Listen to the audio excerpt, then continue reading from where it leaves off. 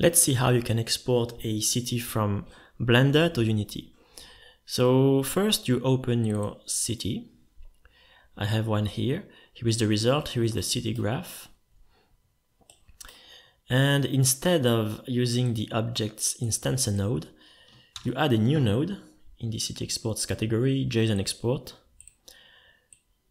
Plug the object's output into it. And then here you set a JSON file. So I will put it on my desktop. Actually, it's like that, and let's call it city.json. And when I click on the export file, the whole city will be recreated.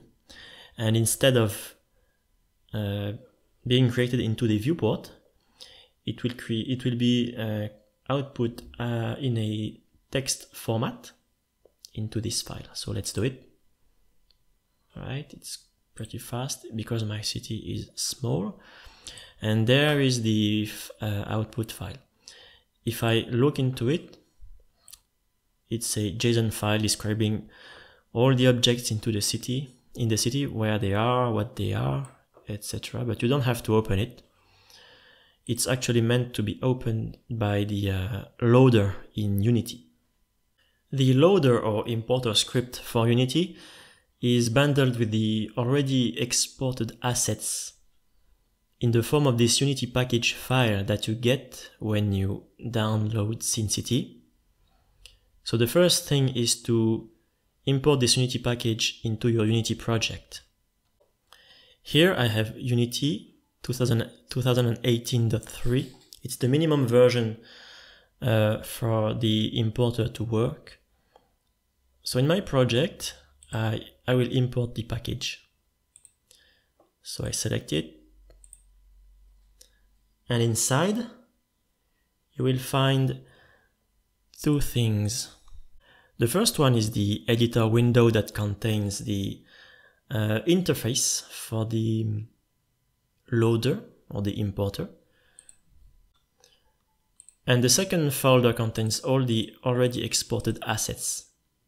The assets included with SceneCity, all the buildings and roads. And if you are using any of them, you can include them in your projects as well. So I'll click on the import button and I'll be back when it's done. And there it is. When it's done, you will have these two new folders, a new editor window and the SceneCity assets. And inside, the main folder that you're interested in is this one, the final prefabs folder. It has all the buildings and the road portions assets. Now we can load the JSON file that we exported before. If I go to Window, SceneCity, and I will dock it here. Here we need a JSON text asset. It's a text file or text asset. So that means that you first have to drag and drop the JSON file into your Unity project. Then you can put this file here. Click on Read JSON. And the script analyzed the input file. And it found all these assets for your city. That means that your city is made of all these assets that you must fill now with prefabs and other models. When it's done, we'll click on the Place Objects in Scene button and our city will be ready. The names of the assets listed here are the names of the Blender data blocks. So that way you know what object group or what mesh you used in Blender, and you can easily find the equivalent in your Unity project if you keep your naming convention the same.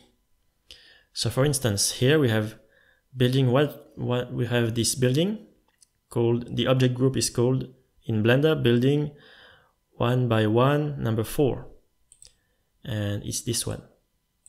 Okay, so I'm going to fill all of them like that. number 2, and I'll be back when I'm done. And there it is. For now, the correspondence between the Blender data block and the asset in Unity must be done by hand, by dragging and dropping.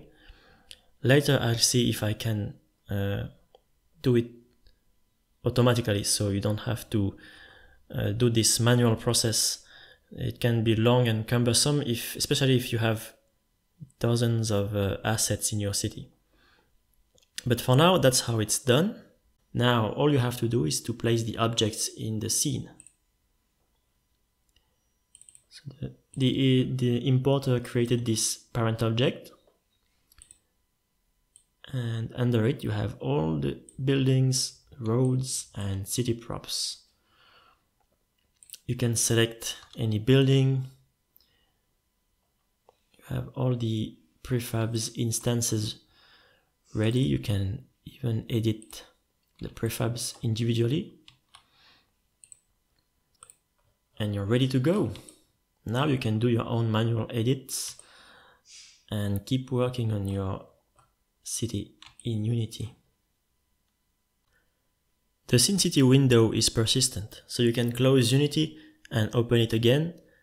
Everything inside this window will be still there. So that's a good thing. And also, if you want to update your city inside Blender, if you export it again and if you override this file, Unity will automatically reload it. But you have to click the Read JSON button again.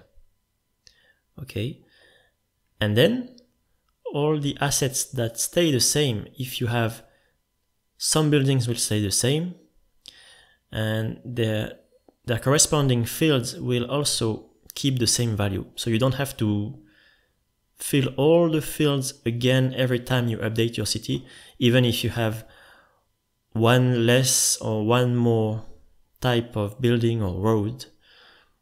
And so this is very convenient. You can update your city from Blender and import it again easily.